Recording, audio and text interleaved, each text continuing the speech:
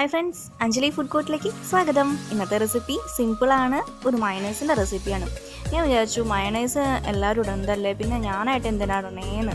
അപ്പോഴാണ് നമ്മൾ സാൻഡ്വിച്ച് ഇറക്കിയത്. സാൻഡ്വിച്ച് ഇറക്കിയ സമയത്ത് കമൻറ്റ് വന്നിട്ടുണ്ടായിരുന്നു, മയണൈസും കൂടി ഒന്ന് റെസിപ്പി ഇടുമോ ചോദിച്ചിട്ട്.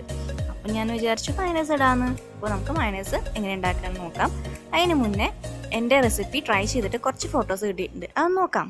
എൻ്റെ ഫ്രണ്ട് കീർത്തി അയച്ചെന്ന കുക്കർ കേക്കാണിത്, ടൂട്ടി ഫ്രൂട്ടി കേക്ക്. ഇത് ബീഫ് റോസ്റ്റ് ആണ്. അയച്ചത് പല്ലവി സുരേഷ്. താങ്ക് യു പല്ലവി. വീണ്ടും ഒരു കുക്കർ കേക്കാണ്. ഇത് അയച്ചത് സ്മിതയാണ്, സ്മിത ജയപ്രകാശ്.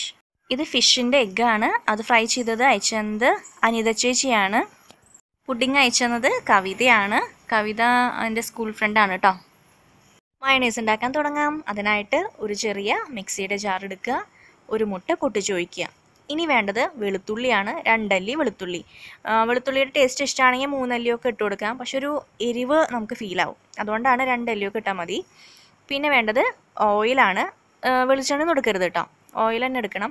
ഞാനിപ്പോൾ ചെറിയൊരു കുഞ്ഞ് ഒരു കപ്പ് ഓയിലാണ്, അതിലൊരു 1/4 ഭാഗം ഇപ്പോൾ ഒഴിച്ചു, പിന്നെ 1/4 ഭാഗം എടുത്തു വെച്ചിരിക്കുകയാണ്. നമുക്കിത് തിക്ക് വേണ്ട അനുസരിച്ച് കൂട്ടി കൊടുക്കാനാണ് ഈ ഓയിൽ. അതിലേക്ക് കുറച്ച് ഉപ്പിട്ട് കൊടുത്തിട്ടുണ്ട്, ഒരു പിഞ്ച് ഉപ്പ് ചേർത്ത് കൊടുത്തു. ഇനി നമുക്ക് നന്നായിട്ട് അടച്ച് മിക്സിയിൽ നന്നായിട്ടൊന്ന് അടിച്ചെടുക്കണം. അപ്പോൾ ഒരു 2 മിനിറ്റോളം നന്നായിട്ട് അടിച്ചിട്ടുണ്ടെങ്കിൽ നല്ല തിക്കായിട്ട് വരും. എനിക്കധികം തിക്കായിട്ട് കിട്ടണ്ട, കുറച്ചിങ്ങനെ ഇതുപോലെ എനിക്ക് കിട്ടണം.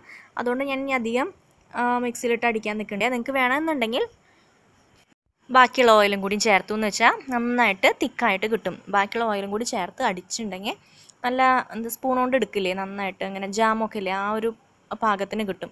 ഇപ്പോൾ ഇതൊക്കെ ആണെങ്കിൽ കുറച്ചിങ്ങനെ ഡിപ്പ് ചെയ്ത് കഴിക്കാൻ നല്ല സുഖമാണ്. മറ്റേത് ഇങ്ങനെ സ്പ്രെഡ് ചെയ്യില്ല, നമ്മുടെ ജാമൊക്കെ ഇങ്ങനെ ബ്രെഡിലൊക്കെ തേക്കില്ലേ, അതുപോലെ ആക്കിയെടുക്കാം. അപ്പോൾ ഇതാണ് നമ്മളുടെ നോർമൽ മയണൈസ്. ഇതെല്ലാവർക്കും ഇഷ്ടപ്പെട്ടു എന്ന് വിചാരിക്കുന്നു. പിന്നെ നിങ്ങൾക്ക് ആവശ്യമുള്ള റെസിപ്പികൾ നിങ്ങൾക്ക് കമൻറ്റായിട്ട് അയക്കാവുന്നതാണ്. അപ്പോൾ പതിവ് കമൻറ്റ് ചെയ്യുക, ലൈക്ക് ചെയ്യുക, ഷെയർ ചെയ്യുക. പുതുതായി കാണുന്ന ആരെങ്കിലും ഉണ്ടെങ്കിൽ ഒന്ന് സബ്സ്ക്രൈബ് ചെയ്യുക. സബ്സ്ക്രൈബ് ചെയ്യുമ്പോൾ തൊട്ടടുത്തൊരു ബെൽ ഐക്കൺ വരൂ, അത് പ്രസ് ചെയ്തിട്ടുണ്ടെങ്കിൽ ഞാൻ പുതിയ വീഡിയോസ് ഇടുമ്പോൾ കാണാം.